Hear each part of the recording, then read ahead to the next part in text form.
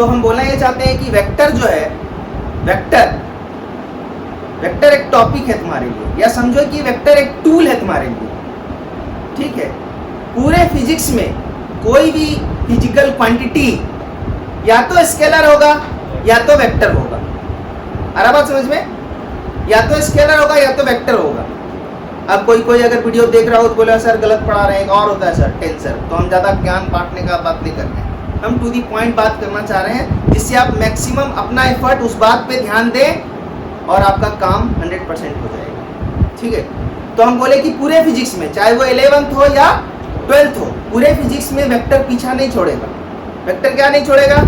पीछा नहीं छोड़ेगा। हम तुम लोग को यकीन दिलाते हैं, क्रॉस प्रोडक्ट यहाँ पर है, क्रॉस प्रोडक्ट यहाँ पे है, लेकिन जब 12th में बच्चे जाते हैं तो वहाँ पर जब मैग्नेटिक फील्ड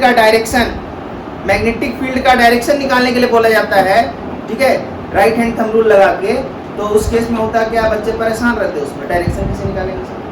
तो उसमें 4-5 विधि है, सब राइट हैंड थंब रूल ही कहलाता है, बट तो सब में थोड़ा सा क्या है, वेरिएशन है।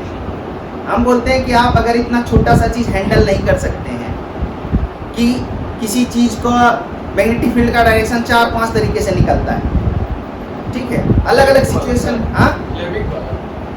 हाँ, लेफ्ट हैंड फ्लेमिंग रूल भी ठीक है, उसमें कोई प्रॉब्लम नहीं है, लेकिन हम जो है पूरे फिजिक्स में, चाहे वो 11th हो या 12th हो, हम कभी भी लेफ्ट हैंड यूज़ नहीं करेंगे, ठीक है। हम कभी लेफ्ट हैंड यूज़ नहीं करेंगे, हम केवल राइट हैंड ही यूज़ करेंगे। हाँ, राइट हैंड थंब रूल के नाम से ये जाना जाएगा, लेकिन इसमें वेरिएशन होगा। इसमें क्या होगा? वेरिएशन होगा। तो हम कहना ये चाहते हैं कि वेक्टर एक कंसेप्ट है, और इस कंसेप्ट का यूज हर चैप्टर में है, और वो हर फिजिकल क्वांटिटी से है जो वेक्टर है। जितना प्रॉपर्टीज वेक्टर का है, यहाँ सारे फिजिकल क्वांटिटी जो वेक्टर को फॉलो कर रहे हैं, वो सभी में ये सारे प्रॉपर्टीज एप्लीकेबल होंगे। So doing only one thing, that is what, that is build up the concept of vector in your memory, in your vein, in your blood, in your soul, in your thought, in your visualization, everything. You can understand physics very easily. You will feel interesting subject. It is interesting subject, isn't it? Yes. So let's start vector. What is vector? तो मेरा पहला point यही है कि अगर मेरे पास आया, अपने पास एक सीक्वेंस होना चाहिए। क्या होना चाहिए? सीक्वेंस। जैसे हम लोग यूनिट एंड मेजरमेंट में यूनिट और डायमेंशन का जो बात किए, किसके लिए बात किए भाई? किसका यूनिट, किसका dimension? Answer me, physical quantity, है ना। यूनिट और डायमेंशन जो हम लोग पढ़े with respect to what? Physical quantity. और फिजिकल क्वांटिटी क्या है sir? Physical quantity is nothing but which can be measured और which deals the law of physics. जो फिजिक्स के नियमों को क्या करता हो, बताता हो, उसको हम लोग फिजिकल क्वांटिटी कहते हैं, है या नहीं? अब यही फिजिकल क्वांटिटी आगे चल के बोला गया कि 2 तरह का हो सकता है भैया। कितने तरह का हो सकता है? 2 तरह का हो सकता है। और बोला गया क्या? तो ध्यान से देखो, हम लिख रहे हैं P और ये लिख रहे हैं Q, मतलब physical quantity.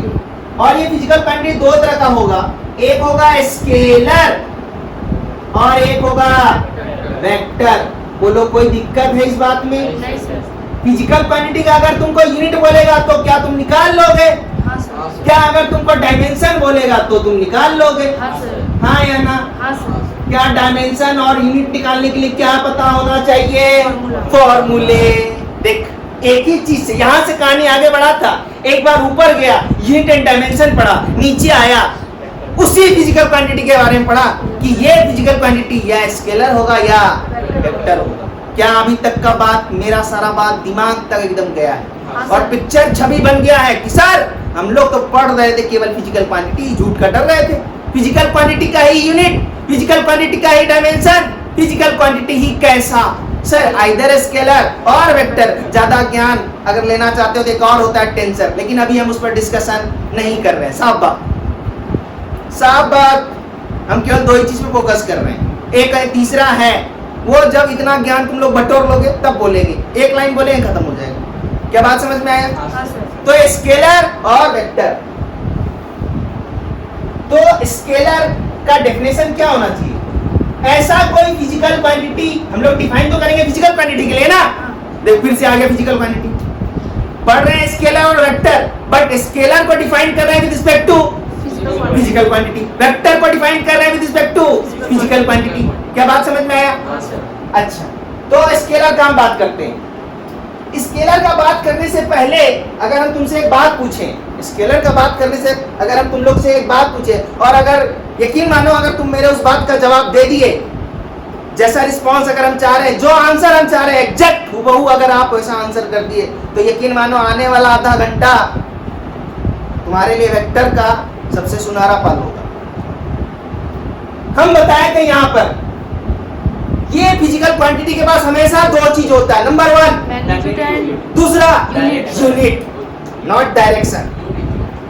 Vivek, not direction. क्या क्लियर है बात? तो हम बोले थे यहाँ पर ही, क्या बोले थे कि इसके पास एक और चीज होगा भाई, वो क्या होगा? चाहे वो स्केलर हो या वेक्टर हो, भाई सारे फिजिकल क्वांटिटी के पास दो चीज हमेशा होता है। वो क्या सर? मैग्नीट्यूड और एक होता है क्या? यूनिट। यूनिट बोला है या ना? Yes sir. अच्छा, मैग्नीट्यूड से क्या समझते हो तुम यहाँ पर? What is the meaning of magnitude? अगर हम एग्जांपल बोले, एग्जांपल से समझ लेते हैं। मैग्नीट्यूड को आप डिफाइन नहीं कर सकते, कोई बात नहीं, अगर आप मैग्नीट्यूड को डिफाइन नहीं कर सकते, बट आप अपने बात को एग्जांपल के साथ समझा सकते हैं। It's mean you are understanding physics. Magnitude, तो एग्जांपल अगर हम लें, क्या लें एग्जांपल? एग्जांपल लें कि हम मार्केट गए, कहाँ गए? मार्केट गए और गोल्ड खरीदे। अब आंसर, रुक जा, गोल्ड खरीदे। ऑप्शन ए, बोले भैया 1 किलो सोना देना।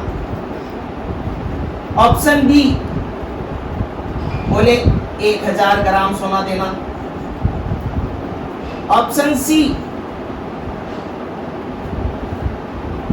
1 ग्राम बोले सोना देने, और ऑप्शन डी 5 ग्राम बोले सोना देने की। चॉइस है ना तुम्हारा। अरे तुम्हारे पास बहुत ज्यादा पैसा है, मनी।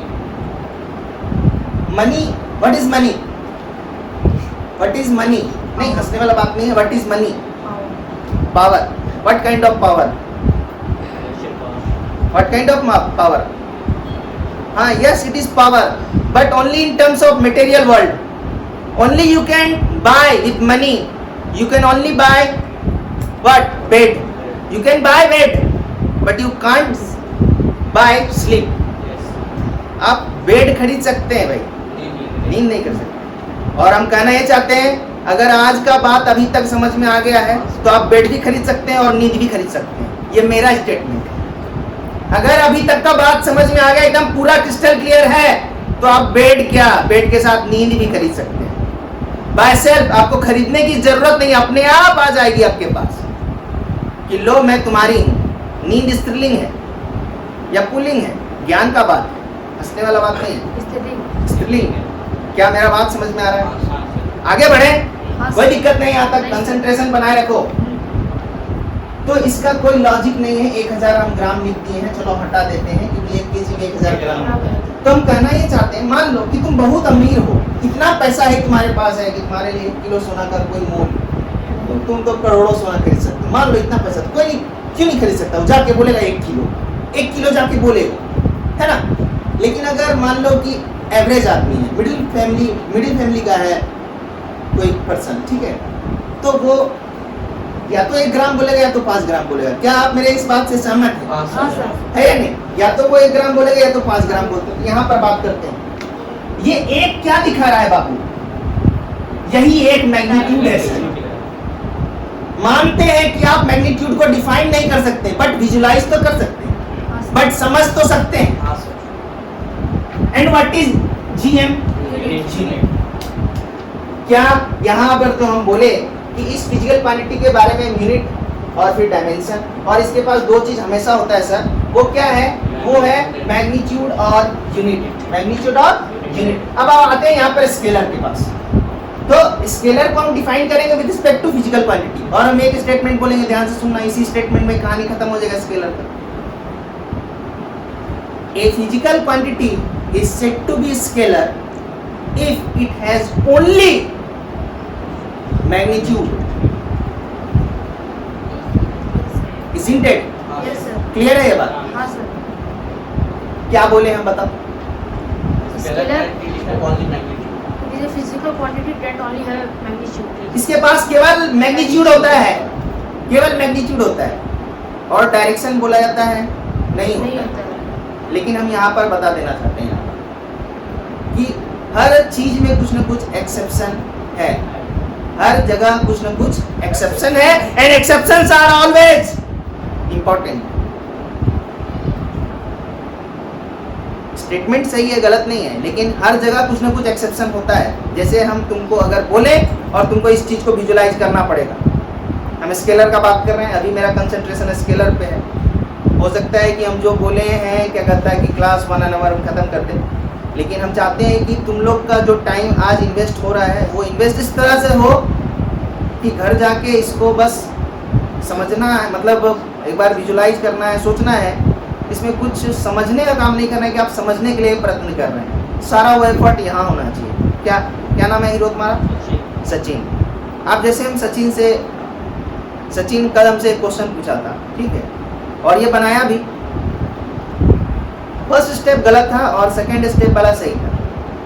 तो हम सचिन तुमको पर्सनली अभी सबके सामने ये कहना चाहते हैं, एक बात पूछना चाहते हैं कि तुम्हारे अंदर वो थॉट कैसे आया। मतलब होता है ना कि हाँ, अगर हम कुछ कर रहे हैं तो उसके पीछे कुछ थॉट होता है अपना, वो हम थॉट जानना चाहते हैं, और आप लोग का भी सपोर्ट चाहते हैं। ध्यान से देखिए, और बोलते हैं बच्चे कि हमको फिजिक्स समझ में आता है। एल बराबर एक जगह लिखे हैं एल बराबर ए इंटू टी, और जस्ट इसके नीचे लिखे हैं एल बराबर A T, which is correct. अगर हम आप लोग से पूछे, दो स्टेटमेंट है आपके पास, 1 और 2, हम बोलेंगे विच स्टेटमेंट इज ट्रू, ए 1 और 2, both are true. Yes, sir. But I want to ask one thing, if you write in one line L is equal to AT, and in the next line you write L is equal to A by T, then what is this? Wrong. वही जानना चाहते हैं, क्या thought लगाया यहाँ पर, यहाँ से यहाँ आया। सर हमको लगा ए के बीच टी के बीच डेसिमल होता है ना। क्या होता है? डेसिमल। अच्छा, हमको लगा था। हाँ डेसिमल है, ए और टी के बीच डेसिमल है भाई, मल्टीप्लिकेशन का साइन है छुपा हुआ, ये भी पढ़ाएंगे अब तुम लोग, यहाँ है छुपा हुआ। पता है सर, हाँ, टैग में पढ़े तो थे। फिर हम ये कहना चाहते हैं कि 1 into 2 को तुम 1/2 कैसे लिख दिया? कैसे लिख दिया है या नहीं? हाँ, बात है, तो इस सब चीज पे ध्यान दो। यही बात हम स्टार्टिंग में जब आया था हम ये बोले थे, आपको 11th आता है नहीं आता है उससे हमको कोई प्रॉब्लम नहीं है, बट आपको 10th नहीं आता है भैया उसको ठीक कर लीजिए। मेरे पास आए हैं, आई गारंटीड क्या, हम अपने तरफ से फुल एफर्ट करेंगे। तो इस फुल एफर्ट को हम गारंटी एक शब्द में बोल देते हैं। हाँ, लेकिन आप हमसे लिखित लेना चाहते हैं तो हम लिखित भी दे सकते हैं, लेकिन जब हम रिटर्न में देंगे, अभी तो मौखिक बोल रहे हैं ना, बाद में पलट भी सकते हैं कि हमने बोले थे इसको। लेकिन आप अगर चाहते हैं कि हमको लिखित दीजिए सर, तो फिर आपसे भी हम लिखित लेंगे। क्या कि हम जो बोलेंगे वो करना पड़ेगा, आपको मेरे अनुसार से चलना पड़ेगा। हम जब पढ़ने के लिए बोलेंगे तभी पढ़ना है, हम जो खाने के लिए बोलेंगे वही खाना है, हम जैसे चलने के लिए बोलेंगे वैसे करना है। फुल कंट्रोल मेरा, तो आप भी हिचकिचिएगा, जिंदगी मेरा और कंट्रोल इसका। लेकिन हम मेरा उद्देश्य बस इतना ही है कि उसके लिए आप लोग का एफर्ट तो करना पड़ेगा, वो भी घर में, मेरे पास नहीं। मेरे पास तो आप गुड लिसनर की तरह रहिए बस, कि कितना ध्यान से आप हमको सुन सकते हैं। आगे बढ़े, हाँ सर। आगे बढ़ते हैं। तो हम बोले क्या, हम यहाँ पर क्या बोल रहे थे,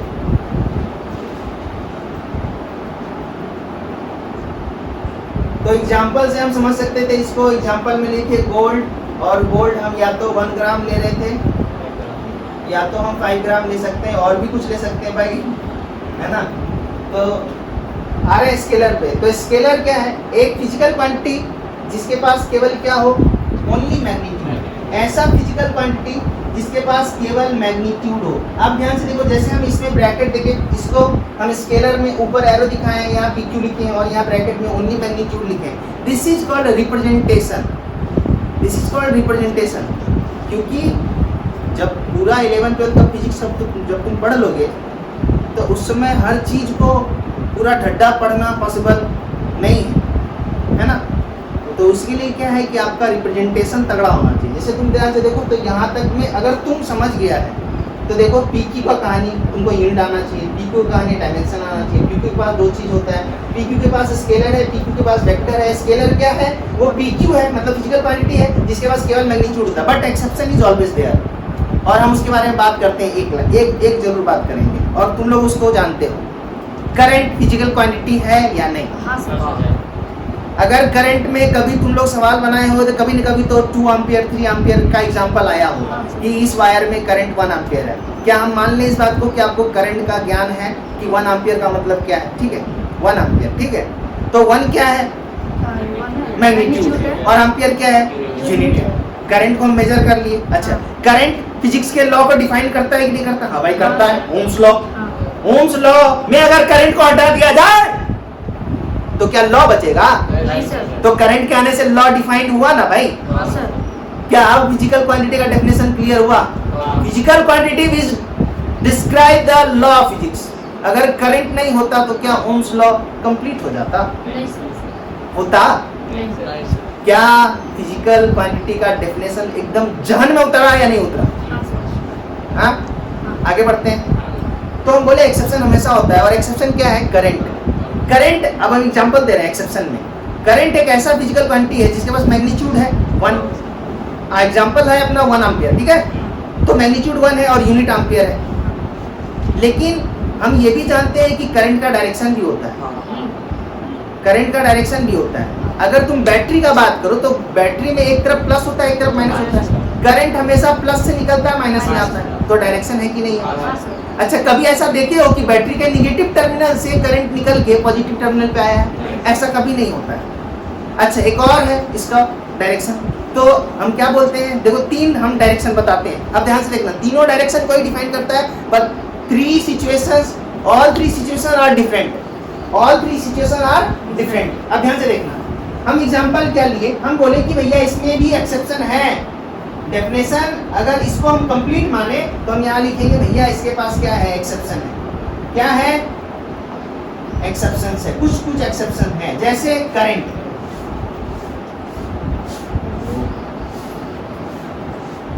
करंट आई से डिनोट करते हैं, ठीक है। एग्जांपल ले लेते हैं कि एक वायर है, ये वायर है और इसमें करंट आई का वैल्यू 5 एम्पियर फ्लो कर रहा है।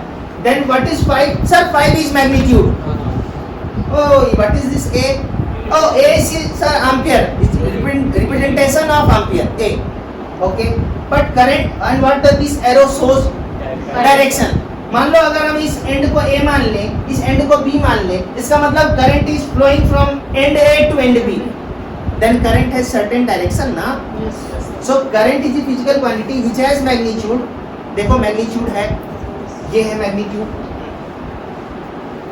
और डायरेक्शन यहाँ देखो डायग्राम में दिखाएं। जब मान लो कि, तो ये हम तुमको बता रहे हैं, अब हम डायरेक्शन के बारे में बात कर रहे हैं कि करंट का डायरेक्शन होता क्या है। तो एक्चुअली क्या हो रहा है कि हम बोल रहे हैं कि मान लो, पहले तो तुमको उसके लिए करंट का डेफिनेशन जानना पड़ेगा। तो हम एक लाइन बोलते हैं, उस बात पे फोकस करना कि ये बात तुमको समझ में आता है या नहीं आता है। हम लोग बचपन से पढ़ते आए हैं, अगर जब भी पढ़ना चालू किए हैं, जब भी फिजिक्स आया है अपने जीवन में, तब से अगर बात करें तो कभी न कभी हम लोग एक बार करंट को एनकाउंटर जरूर किए हैं अपने लाइफ में। और जब वो हम लोग करंट किए थे, हम जब किए थे तो हम बता दें, पहले हम हिंदी मीडियम में पढ़ते थे सब कुछ, ठीक है। तो हम अपना बात बता रहे हैं कि हम जब एनकाउंटर किए थे करंट के बारे में, तो हमने जो पढ़ा था हम वही स्टेटमेंट आप लोगों को बोलना चाहते हैं। हिंदी में था, इलेक्ट्रॉन के विपरीत धारा के प्रवाह को विद्युत धारा कही जाती है। इलेक्ट्रॉन के विपरीत धारा के प्रवाह को विद्युत धारा कही जाती है। बात समझ में आया? यानी इलेक्ट्रॉन अगर इधर फ्लो कर रहा है तो करंट इधर फ्लो कर रहा है। क्या इस स्टेटमेंट में एकदम पूरा क्लैरिटी है? हाँ सर। ये हम बोल रहे हैं कि हम शायद हाँ भारती वन के बुक में पढ़े थे, ठीक है, भारती वन के बुक में पढ़े थे और ये बात हमको याद है। तो उसमें यही स्टेटमेंट था। क्या ये स्टेटमेंट बिल्कुल क्लियर है? हाँ सर। तो आप लोग समझते हैं, बस ये हम करंट का डेफिनेशन दे दिए। The opposite flow of electron is known as electric current. लेकिन इस इंग्लिश में उतना फीलिंग नहीं आता है। इस इंग्लिश के स्टेटमेंट में तुम रियली सोच के देखो, the opposite flow of electron is said to be current, और हम दूसरा स्टेटमेंट बोल रहे हैं इलेक्ट्रॉन के विपरीत धारा के प्रवाह को विद्युत धारा कही जाती है। Sometimes Hindi statement is very dominating, आप पर एक छाप छोड़ जाता है। इलेक्ट्रॉन भी आया, इलेक्ट्रॉन के विपरीत धारा यानी उल्टा धारा, यानी इलेक्ट्रॉन अगर इधर जा रहा है तो इसके विपरीत धारा इधर है ना, के प्रवाह को मतलब फ्लो को विद्युत धारा मतलब इलेक्ट्रिक करंट कहा जाता है या कही जाती है। क्या बात समझ में है? तो करंट का डायरेक्शन, अगर इलेक्ट्रॉन इधर फ्लो कर रहा है, अगर इलेक्ट्रॉन इधर फ्लो कर रहा है तो बोला जाता है, अभी डेफिनेशन से ही हम तुमको बोले बट ये डेफिनेशन हम लिखाएंगे नहीं, this is current due two electron, this is the direction of current due two electron. क्या बात क्लियर है? हाँ सर। एक और बोला जाता है, एक और बोला जाता है, तो ये एक हुआ कि हम एक इस तरह से जानते हैं कि करंट के पास डायरेक्शन भी है, हमेशा इलेक्ट्रॉन के उल्टे डायरेक्शन में करंट फ्लो करता है। और अगर हम दूसरा बात बोले डायरेक्शन के बारे में, क्या है, सपोज करो ये 2.5 वोल्ट का तुम 2.5 वोल्ट का मार्केट से गए लेके आए, और ये वाला टर्मिनल प्लस लिखा हुआ रहता है उसमें, और ये वाला टर्मिनल माइनस लिखा हुआ रहता है उसमें, और मान लो कि हम इसके हेल्प से क्या किए, एक वायर लिए और वायर के हेल्प से एक बल्ब को कनेक्ट कर दिए इस तरह से, तो बल्ब ग्लो करेगा ना, हाँ सर। बल्ब ग्लो करेगा। हाँ। तो ध्यान से देखो, करंट ऐसे जाता है, बैटरी के केस में बता रहे हैं, करंट ऐसे निकलता है, आई आई आई आई ऐसे जाते हुए, फिर यहाँ आई, फिर यहाँ आई, फिर यहाँ आई, फिर यहाँ आई, यानी बैटरी के पॉजिटिव टर्मिनल से करंट निकलता है और नेगेटिव टर्मिनल पे करंट आता है। क्या बात समझ में आया? हाँ सर। अच्छा, अभी जो हम तुमको एक एग्जांपल दिए थे कि अपने पास लाइव वायर होता है, ध्यान से देखो, अपने पास 3 वायर होता है, लाइव वायर, न्यूट्रल वायर और तीसरा अर्थ वायर। इसका चर्चा अभी हम नहीं कर रहे हैं, हम इसका चर्चा अभी नहीं कर रहे हैं। अभी हम केवल घर में जो अपने घर में जो वायर होता है ना, वायरिंग में जो यूज होता है वो लाइव वायर है, ठीक है, और न्यूट्रल वायर है, और अर्थ वायर का भी हम बात नहीं कर रहे हैं।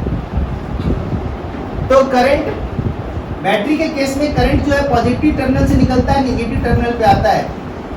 और यहाँ पर हम बोले थे कि करंट का डायरेक्शन जो होता है वो इलेक्ट्रॉन के अपोजिट डायरेक्शन में होता है। तो 2 तरह से डायरेक्शन पता चला। एक हम यहाँ पे बोल सकते हैं कि बैटरी से हमेशा पॉजिटिव टर्मिनल से करंट निकलता है, नेगेटिव टर्मिनल पे आता है, हमेशा यही डायरेक्शन हो। क्या किसी भी सिचुएशन में उल्टा हो सकता है? नहीं, किसी भी सिचुएशन में उल्टा नहीं हो सकता, और दूसरा और कोई सिचुएशन हो ही नहीं सकता है। करंट जब भी बैटरी रहेगा हम लोग के पास, करंट हमेशा पॉजिटिव टर्मिनल से निकलेगा और नेगेटिव टर्मिनल पे आएगा। कभी भी ऐसा नहीं होगा कि नेगेटिव टर्मिनल से पॉजिटिव टर्मिनल पे आएगा। अब ध्यान से देखना, अगर यहाँ करंट, ये तो करंट हम बैटरी के रिस्पेक्ट में डिफाइन कर दिए डायरेक्शन, और अगर हम इलेक्ट्रॉन के डायरेक्शन में अगर हम तुमसे पूछे कि करंट अगर इधर जा रहा है, देखो ध्यान से, करंट इधर जा रहा है, इसका मतलब इलेक्ट्रॉन अंदर जा रहा है, तो अलग कलर से हम बनाते हैं, ठीक है। इलेक्ट्रॉन जो है अंदर जा रहा है या नहीं? और इलेक्ट्रॉन यहाँ से निकल रहा होगा, हाँ या नहीं? फिर इलेक्ट्रॉन इधर जा रहा होगा, फिर इधर जा रहा होगा, फिर इधर जा रहा होगा, फिर ऐसे, फिर ऐसे, फिर ऐसे, फिर ऐसे, हाँ या ना? तो जब तुम लोग को हम 12th में पढ़ाएंगे mechanism of current in a conductor, तो उसमें ये जरूर काम आएगा 100%। क्या इसमें कोई समस्या है नहीं सर। अभी तक? तो करंट का 2 डायरेक्शन हम बताए, एक पॉजिटिव टर्मिनल से नेगेटिव टर्मिनल बैटरी के हमेशा, दूसरा इलेक्ट्रॉन के अपोजिट में हमेशा। क्या बात समझ में आया? अच्छा, एक और बात बोल देते हैं, ये पॉजिटिव टर्मिनल और ये नेगेटिव टर्मिनल है, ठीक है, ये पॉजिटिव और ये नेगेटिव टर्मिनल है, और ये 2.5 वोल्ट लिखा हुआ है, और नेगेटिव टर्मिनल को हम हमेशा 0 वोल्ट पे मान लेते हैं। क्या मान लेते हैं? 0 वोल्ट पे मान लेते हैं। तो पॉजिटिव टर्मिनल कितना वोल्ट पे आ जाएगा? 2.5 वोल्ट का। तो हम कहना यही चाहते हैं कि this 2.5 volt is what? This 2.5 volt is potential difference between positive terminal and negative terminal. क्या ये बात क्लियर है? हाँ सर। क्या हम लिखना जरूरी है यहाँ पर? या समझ गया? What is this 2.5 volt? When you go to the market and you ask the shopkeeper, please give me a pencil battery, and he gave you a battery, and when you look at the battery, you find there is a written somewhere on the cover of battery 2.5 volt. If you look very carefully, you will find where is plus and where is minus. Yes, sir. So I mean to say, what is 2.5 volt? So 2.5 volt is the potential difference between this positive terminal and this negative terminal, isn't it? Yes, sir. Am I clear? Yes, sir. So this is another way to say the direction of current. This is another way to say the direction of current. This is the one way to represent the direction of current. And there is one more thing. I told you this 2.5 volt is potential difference. Then you must know what is potential. Then you will know potential difference. If you know potential, then you can understand potential difference easily. Isn't it? So this positive terminal is said to be always at higher potential. At higher potential. This positive terminal is always said to be at higher potential. At higher potential. At higher potential. While negative terminal is said to be 0 volt or named as lower potential. Lower potential. What is potential? I will discuss later. If you don't understand what is the meaning of potential, but you are from the ICC background or if you are from CBC board, then you also understand what is the meaning of potential. So I want to make a statement on potential, single statement. और आप लोग को बताना है कि आप लोग ये चीज़ पढ़े हैं या नहीं पढ़े हैं तो कोई बात नहीं, लेकिन 100% हम जानते हैं कि हम उस फेज को क्रॉस करके यहाँ पहुँचे हैं, तो पोटेंशियल आपने डेफिनेट पढ़ा होगा. Yes, sir. So what is potential? Let me clear what is potential. First thing, we never define potential. We never define potential. We never define potential. First statement, we never define potential. Second statement, we always define potential difference. So I am defining potential difference. What is the meaning of potential difference? Suppose a charge. Do you understand what is charge? Yes, sir.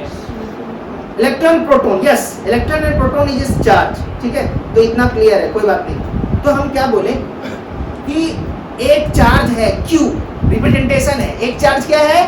Q. ध्यान से समझना, एक charge है Q. ये कहाँ पे रखा हुआ है? अनंत पे रखा हुआ है, इन्फिनिटी पे, स्पेस में कहीं भी. आप अपने रिस्पेक्ट में इस चार्ज का पोजीशन जो है वो क्या है? इनफाइनाइट है. मतलब आप समझ सकते हैं कि सूर्य इतना दूर है. क्या सूर्य का दूरी हम लोग के लिए इनफाइनाइट है? यस. इनफाइनाइट को डिफाइन नहीं किया जा सकता है, बट एज्यूम किया जा सकता है कि दिस इज द इनफाइनाइट. समझ में आया? इसीलिए क्यों लिखा गया अनडिफाइंड. इन्फिनिटी का मतलब क्या है? Undefined. No one can define it. So the distance of sun from me is infinity. It is a relative term.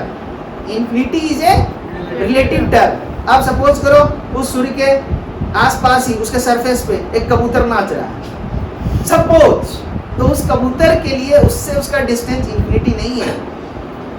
बात क्लियर है? तो एक चार्ज जो है वो अनंत पे रखा हुआ है. कहाँ रखा हुआ है? अनंत पे रखा हुआ है. अब अगर हम चार्ज को वहां से ढोके लाएंगे तो हमको वर्क डन करना पड़ेगा, नहीं करेंगे? अगर हम उस चार्ज को पुल करके यहाँ किसी पॉइंट, मान लो कि हम इस पॉइंट पे लाना चाहते हैं, तो हमको उसमें वर्क डन करना पड़ेगा, नहीं करना पड़ेगा?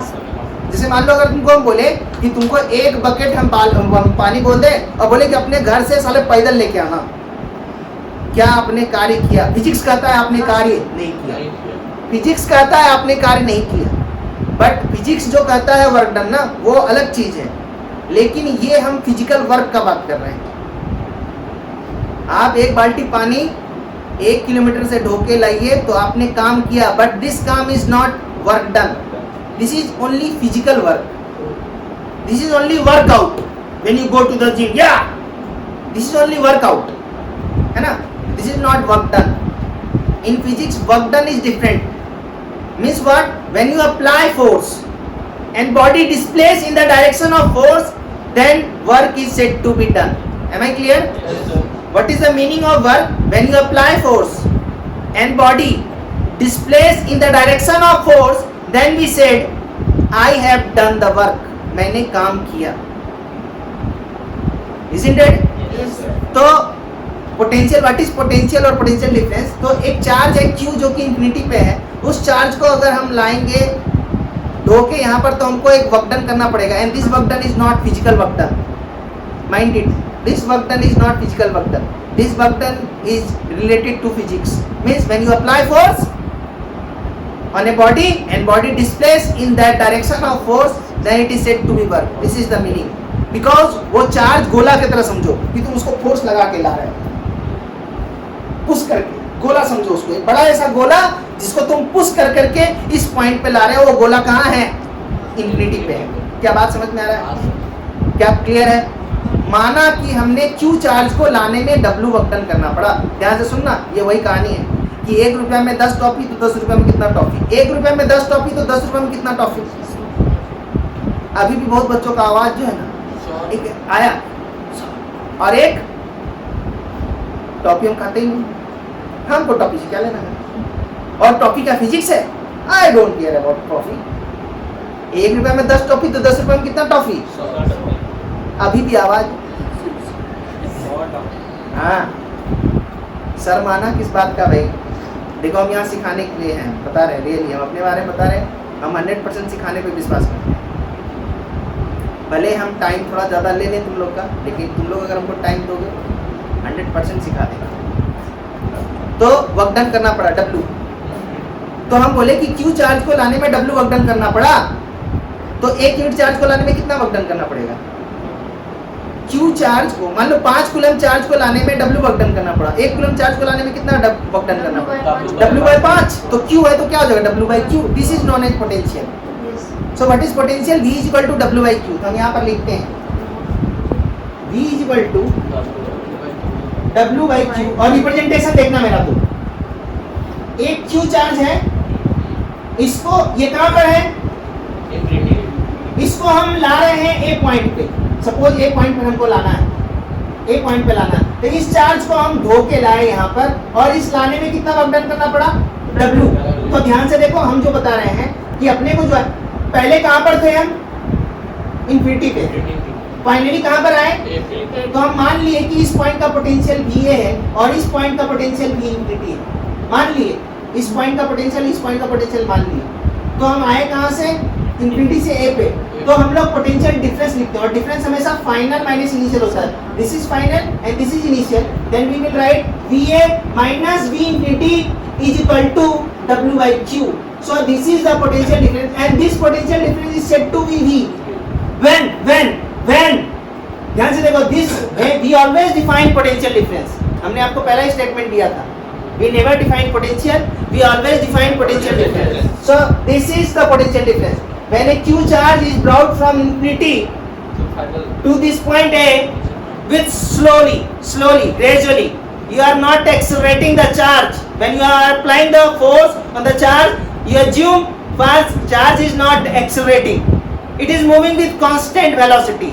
So whenever we define potential, we work slowly, gradually, not fastly, because when you do work fast, then acceleration will generate, and if acceleration will generate, the concept of potential will violate. The concept of potential is valid when you do work slowly, gradually, or in other means you are not producing acceleration in that body, and this body is here charge. क्या बात clear है? हाँ sir. So this is defined potential difference. VA minus V infinity is equal to W/Q. Clear है? हाँ sir. So this is the W. What is W? W is the amount of work done to bring a charge from infinity to that point where we want to define potential. Where we want to define potential. And this work done per unit charge is known as potential difference. What is the unit of work done? What is the unit of work done? Joule. I told you in earlier classes, energy. What is energy? Energy is capacity to do work, and work is one tool by which you can express your energy. Either you cannot express your energy. You can express your energy using work done, and there may be some other methods by which you can express your energy through your anger or whatever. But in physics, I mean to say, energy can be expressed in terms of only work. How much energy you have, you can show it by your work done, not by fighting, isn't it? So this is potential difference. And what is potential? We define potential. But what I mean to say, first I define potential difference, then I will define potential. So when we define potential, there is a certain condition. What is the certain condition, sir? The certain condition is that you assume potential at infinity is 0.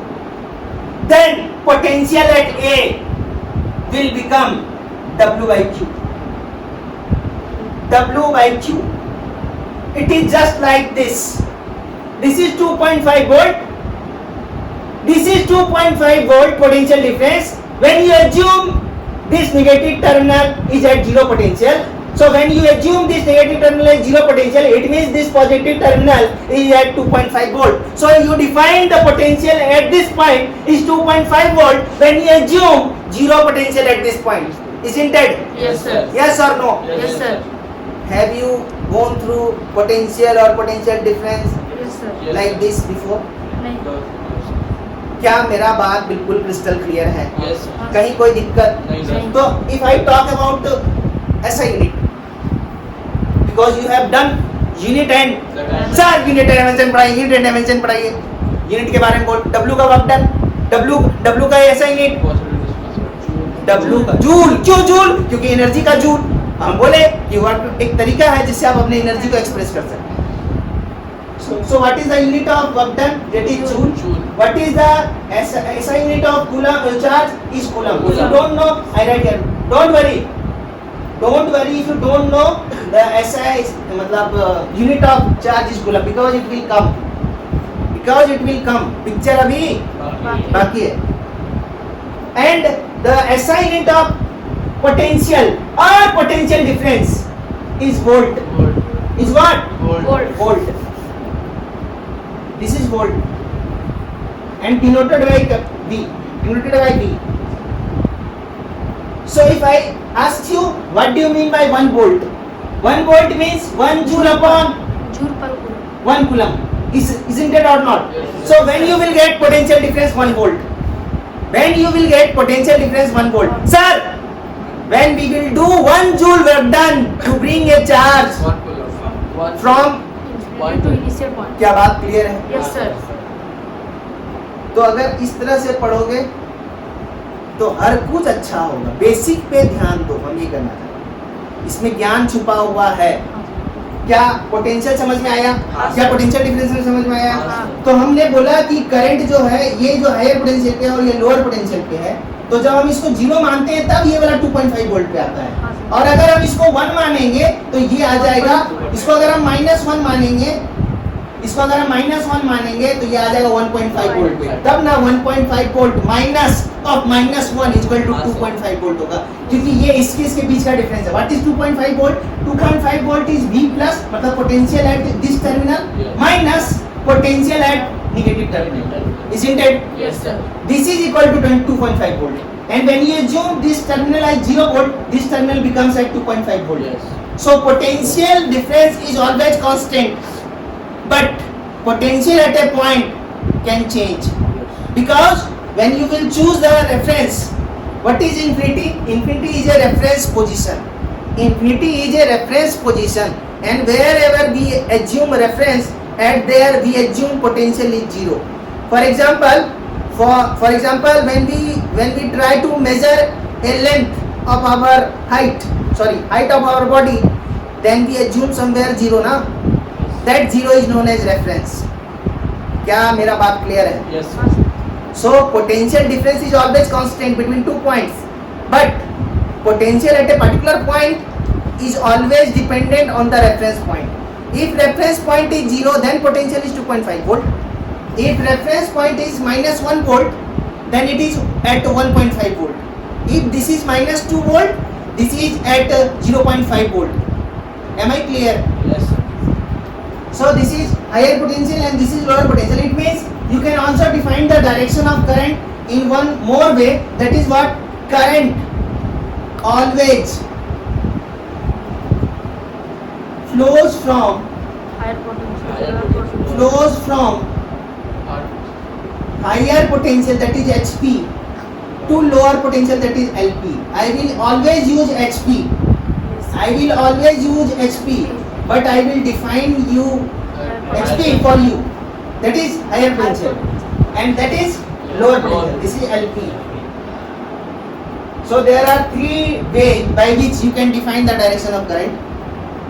Number one, current always flows from positive terminal of the battery to the negative terminal. Current, the flow of current is opposite to the flow of electron. And next one, current always flows from higher potential to lower potential. In any situation, these circumstances can't be changed. In any situation, current never will flow from lower potential to higher potential. Current will never flow from negative terminal of the battery to the positive terminal of battery. Current will never flow in the direction of electron. Am I clear? Yes, sir. So this current has magnitude as well as direction, and the current has direction. I shown you three different ways. In three different ways it has direction. It has direction, and its direction is unique. Its direction is unique. In any circumstances, the direction of current cannot be altered. Suppose you wrap the wire in a different way, crooked way, then in that case also the direction of current is opposite to the flow of electron, Yes. and the direction of current is from higher potential to lower potential. And if you assume in mind, if you try to visualize current in terms of battery, then current is flowing from positive terminal to negative terminal of the battery. Am I clear? Yes, sir. So it has unique direction. So what I mean to say, by definition you can't understand, you can't judge exactly 100% कि this physical quantity is scalar. But if you know one thing, what sir? कि if a physical quantity has certain direction, not certain direction, has unique direction, means जिसका कोई और direction हो ही ना, हमेशा यही direction हो, वैसे फिजिकल क्वांटिटी को हमेशा स्केलर बोल सकते हैं. अगर उसके पास डायरेक्शन है फिर भी, अगर किसी इसी फिजिकल क्वांटिटी को टेंसर बोला जाता है. एक्चुअली स्केलर का डेफिनेशन यही है कि ये मैग्नीट्यूड होता है केवल, और वेक्टर का डेफिनेशन जो होता है वो होता है कि मैग्नीट्यूड भी हो, डायरेक्शन भी हो, और ट्रायंगल लॉ के मतलब वेक्टर को जोड़ने के नियमों को भी क्या करे, फॉलो करे. ये तीनों बात होना चाहिए, तब वो फिजिकल क्वांटिटी वेक्टर कहलाता है. और एक होता है टेंसर. टेंसर क्यों बोला गया? क्योंकि ये जो करंट है इसके पास तो मैग्नीट्यूड भी है और डायरेक्शन भी है, फिर तो वो ना इसमें आया ना उसमें आया, ना इसमें आया ना उसमें आया. अब ये क्या है, ये वेक्टर के नियमों को फॉलो नहीं करता है. दो कारण है करंट के स्केलर होने का, ध्यान से सुनना. एक, यूनिक डायरेक्शन है. अब इस कंसेप्ट पे अगर आपको कोई फिजिकल क्वांटिटी मिल जाता है कि उसका डायरेक्शन हमेशा यूनिक है, कभी बदलता नहीं है, तो वो हमेशा क्या होगा, स्केलर होगा. फॉर एग्जांपल, और इसका जवाब 100% तुम लोग दे दोगे. और एकदम दिमाग खुला रखना, डरना नहीं. हम बोल रहे हैं कि हम यहाँ पर आग जलाए, अपने एक हाथ दूरी पे आग जलाए, बहुत तेज आग जल रहा है, तो यहाँ पर ज्यादा टेम्परेचर है कि उस आग के पास ज्यादा टेम्परेचर है? आपके पास. तो हीट कहाँ से कहाँ फ्लो करेगा? सेंटेंस में बोलो. Sentence. Higher potential to lower potential. What kind of potential? Higher temperature to lower temperature. क्या कभी ऐसा होगा कि हीट फ्लो करेगा lower temperature to higher temperature? अपना लाइव एग्जांपल लेते हैं, अपना एक लाइव एग्जांपल लेते हैं. अभी क्या है, गर्मी का मौसम है, हम लोग को गर्मी फील होता है, इसका मतलब हम लोग हीट क्या कर रहे हैं? एब्जॉर्ब कर. लेकिन एक बात और क्लियर करते हैं, जब हीट का बात आया तो कोई भी बॉडी रेडिएशन मतलब अपनी ऊर्जा को छोड़ना और ऊर्जा को ग्रहण करना एक साथ करता रहता है. ऐसा नहीं है कि हम केवल रेडिएट कर रहे हैं, हम रेडिएट भी कर रहे हैं और एब्जॉर्ब भी कर रहे हैं, बट मेरा अभी कंसंट्रेशन रेडिएशन पे है और एब्जॉर्प्शन पे है. समझ में आ रहा है? मेरा कंसंट्रेशन किस पे है? मेरा कंसंट्रेशन बस एक ही चीज़ पे है कि वो अभी हम मतलब टेम्परेचर के अनुसार से बात कर रहे हैं, ठीक है? तो बाहर ज़्यादा टेम्परेचर है और हम लोग के बॉडी का टेम्परेचर तो हमेशा 37 डिग्री सेल्सियस होता है, ना घटता है ना बढ़ता है.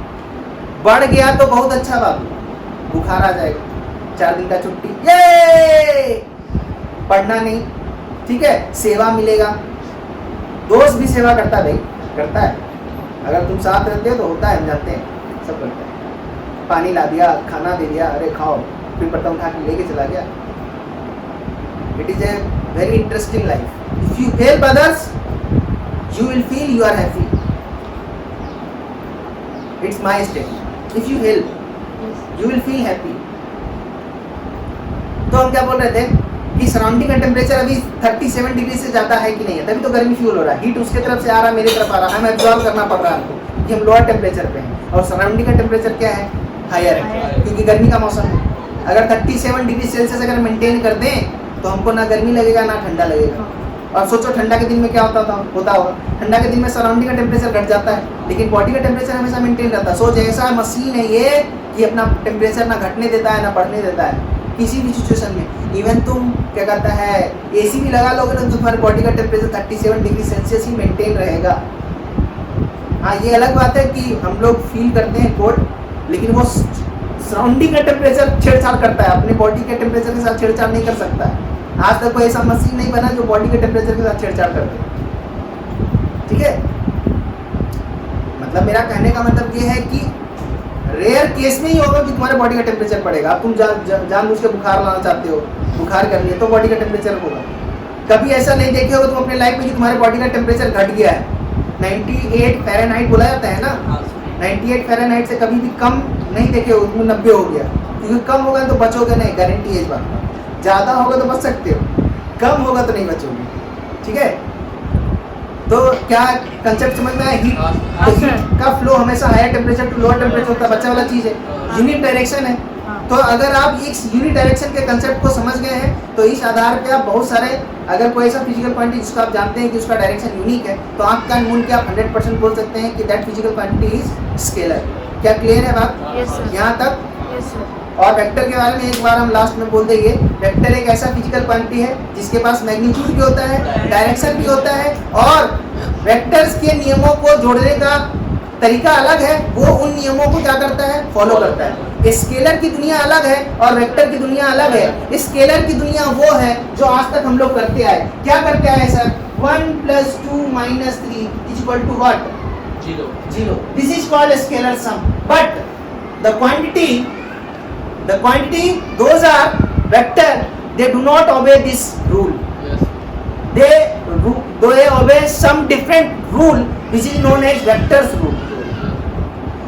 ये करंट के पास मैग्नीट्यूड भी है, डायरेक्शन भी है, फिर भी स्केलर है। अगर कोई आप लोगों से पूछे तो जवाब क्या होगा? सर 2 जवाब देंगे। पहला कि इसका डायरेक्शन जो है ना सर कभी बदलता नहीं है, हमेशा फिक्स रहता है। कैसे रे? तो सर हमेशा higher potential to lower potential, हमेशा बैटरी के पॉजिटिव टर्मिनल से नेगेटिव टर्मिनल, और हमेशा इलेक्ट्रॉन के अपोजिट डायरेक्शन में। बोला उससे क्या? बोला सर एक और बात है, ये करंट वेक्टर के नियमों को फॉलो नहीं करता है। अगर मान लो हम लिखें, ध्यान से देखो, अगर लिखें हम 1 ampere + 2 ampere -3 ampere, then this is also 0. So this follow the scalar sum. That's why it is a scalar quantity. So there are 2 reasons behind the scalar quantity, current as a scalar quantity. क्या बात clear है? आज यहीं तक करते हैं, आगे बढ़ते हैं। क्या यहाँ तक का बात बिल्कुल क्लियर है?